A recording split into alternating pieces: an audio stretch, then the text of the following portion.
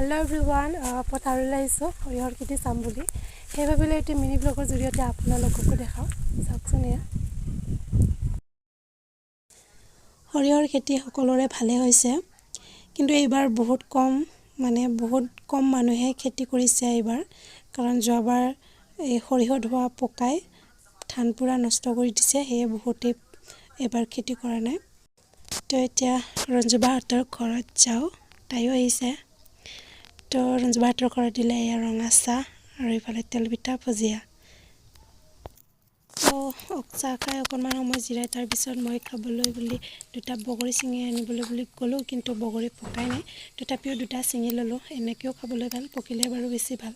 তো মই এটা ৰিলছ বনাইছিলোঁ তো আপোনালোকক দেখাইছোঁ চাওকচোন